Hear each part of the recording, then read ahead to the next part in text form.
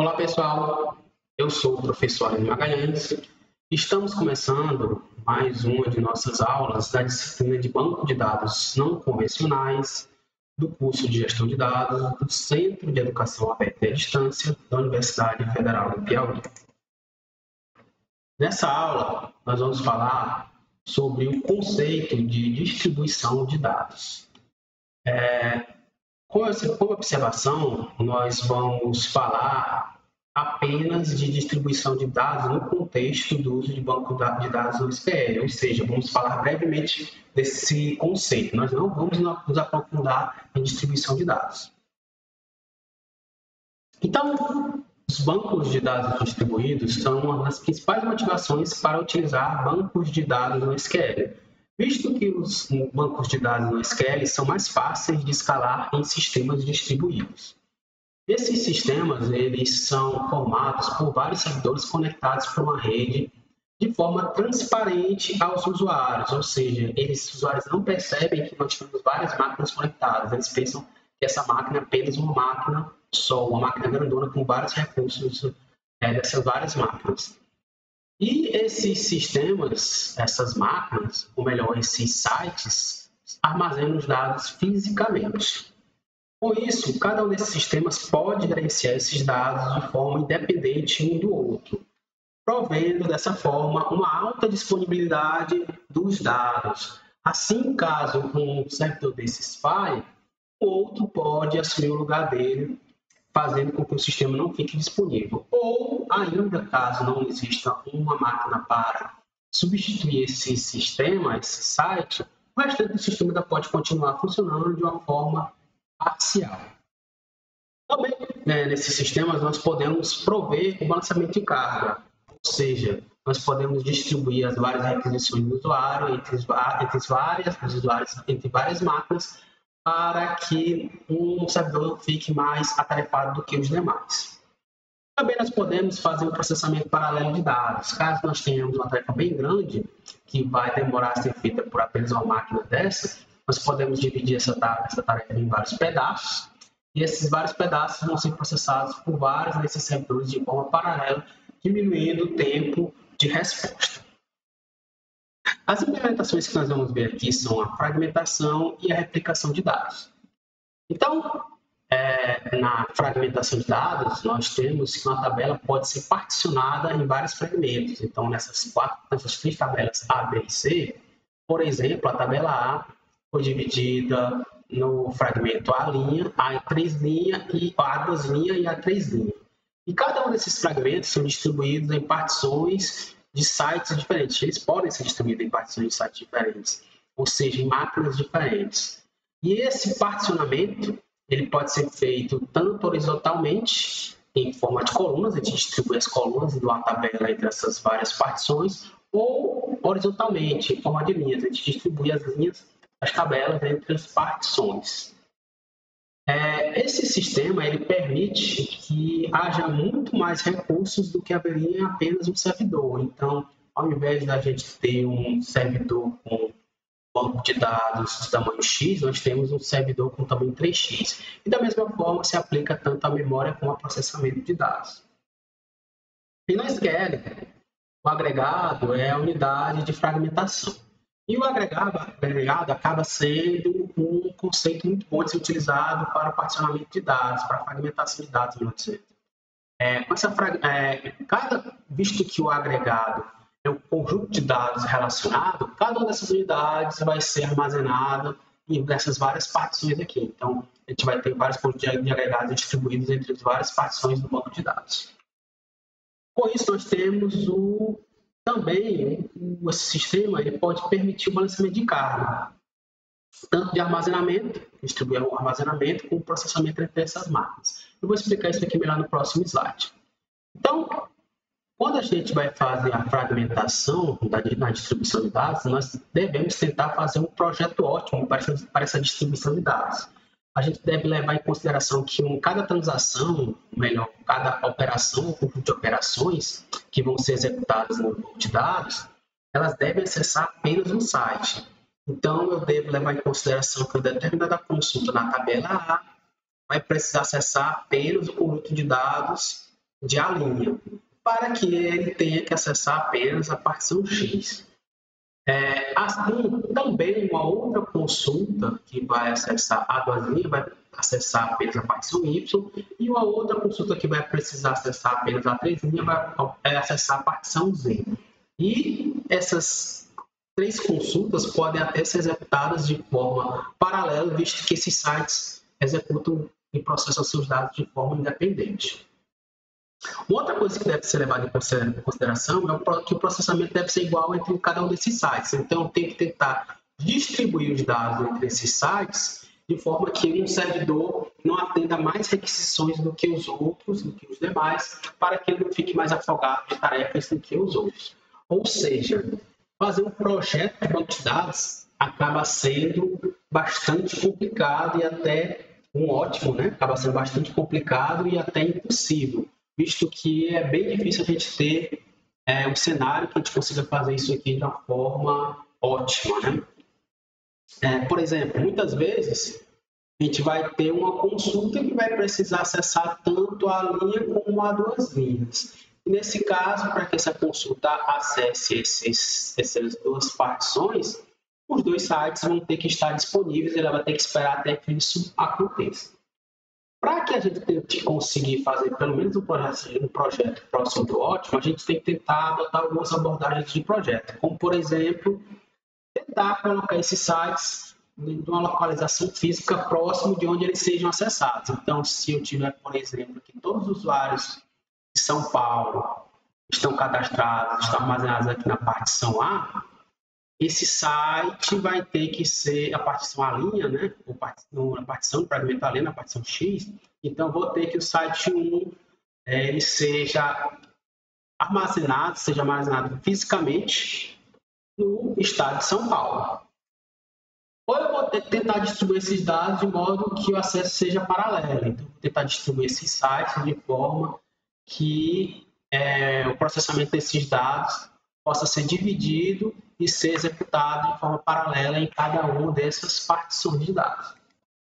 Uma outra coisa que a gente pode tentar fazer é tentar seguir a lógica do aplicativo, como, por exemplo, tentar armazenar em cada um desses sites os dados de acordo com a primeira letra do sobrenome de usuário. Então, todos os usuários de uma determinada, começam com uma determinada letra, vão estar no A', outros no A3 em 2 linhas e outros no A3 linha. Uma das coisas ruins desse tipo de abordagem é que o gerenciamento de acesso aos dados vai acabar sendo feito pelo código, ou seja, vai ficar a cargo do desenvolvedor acessar cada um desses sites. E o outro problema é se no futuro eu ver que eu preciso fazer um rebalanceamento da carga entre esses dados, eu vou ter que redistribuir esses dados de uma forma diferente, como, por exemplo, eu vejo que eu preciso de um outro servidor, um outro site 4 aqui do lado do 3, ou vou ter uma nova partição, então vou ter que distribuir esses dados entre a nova partição, eu também vou ter que modificar o código de acesso aos dados lá no meu aplicativo. Mas, dependendo do caso, né, e dependendo do sistema de banco de dados, algum desses bancos de dados eles podem fazer esse processo de fragmentação automaticamente, ou seja, eles têm uma autofragmentação dos dados. Uma outra técnica que a gente vai ver aqui é a replicação. Então, na replicação, nós fazemos cópias dos fragmentos entre vários sites. Então, eu tenho aqui, e para cada um desses nós do meu sistema distribuído, eu vou ter uma cópia do nó, onde para cada atualização do nó, essa atualização vai ser propagada para a minha cópia, de forma que essa cópia realmente seja idêntica ao nó original. Dessa forma, a gente vai ter benefícios ao nosso sistema.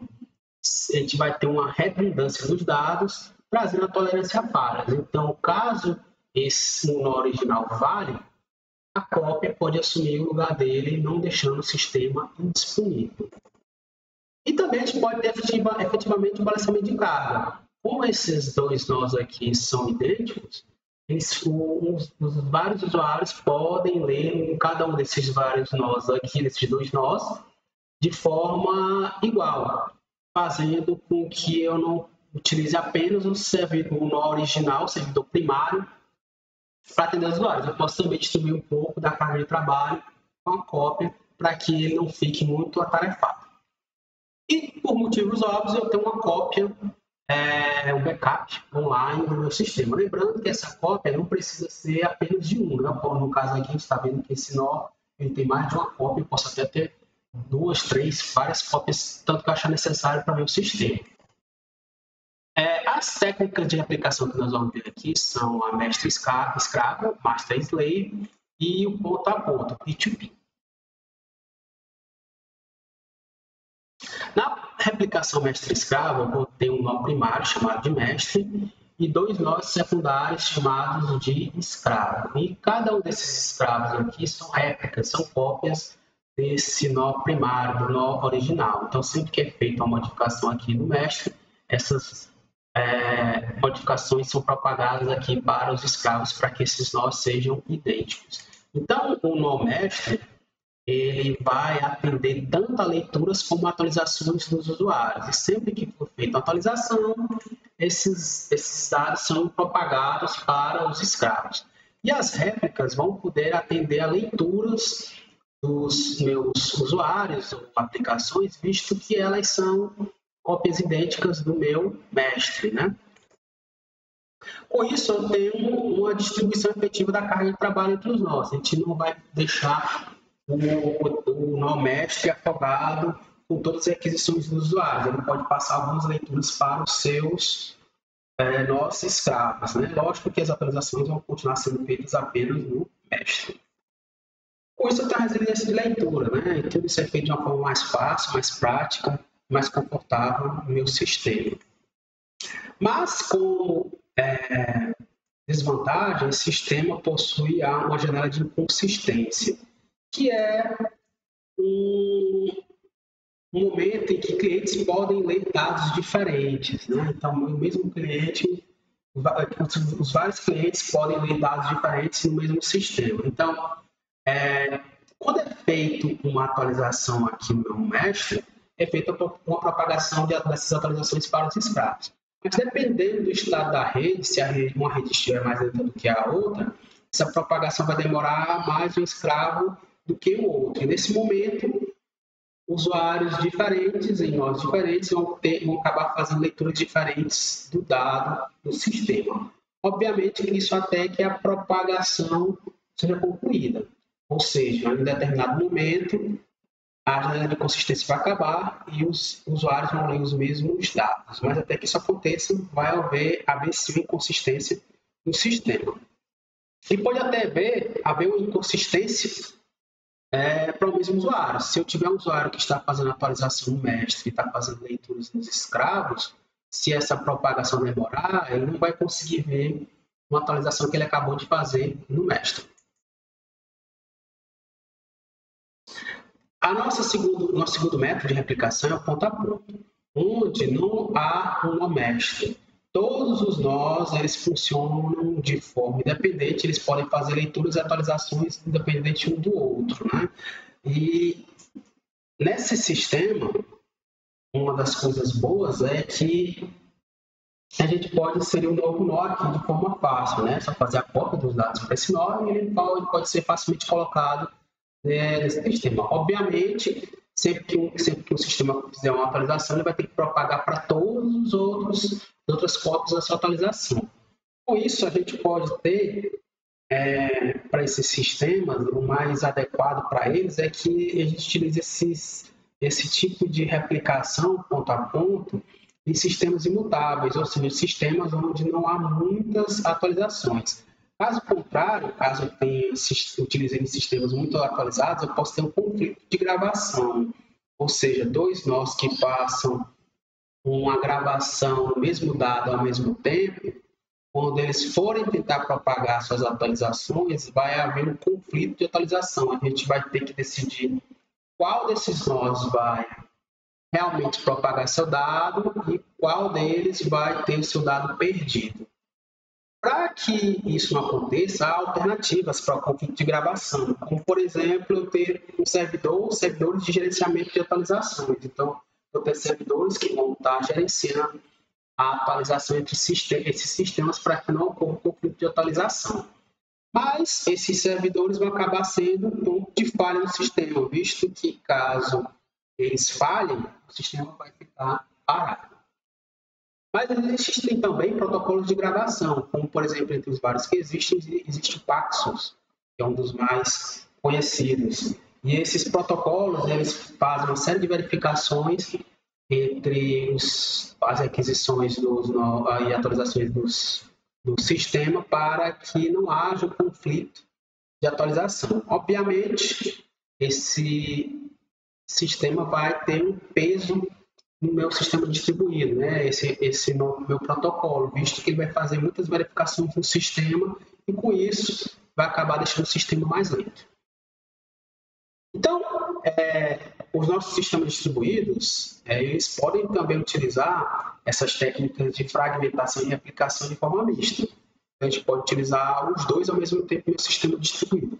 Supondo que esse meu cluster, que é o meu sistema distribuído, tem esses vários nós, que são vários fragmentos no meu banco de dados, um nozinho desse, na realidade, pode ser um conjunto de vários nós, como, por exemplo, uma arquitetura mestre-escravo. Então, aqui eu tenho o meu nó mestre original, ele vai tratar de sempre fazer cópias, vai tentar sempre fazer réplicas dele, né, dos seus dados, para que, caso ele fale, um desses nós possa atender o sistema.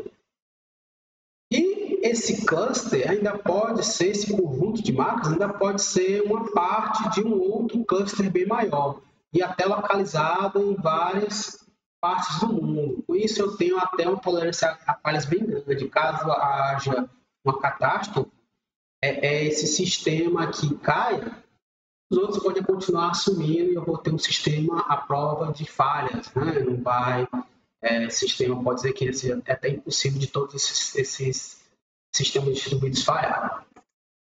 Então, pessoal, como eu disse, eu ia falar de uma forma bem breve sobre sistemas distribuídos, de forma que eu iria abordar apenas os conceitos necessários para as nossas próximas aulas. Em caso de dúvida, aqui estão os meus contatos. Espero que tenham gostado da aula. Nós nos vemos na próxima aula. Tchau, tchau. Até breve.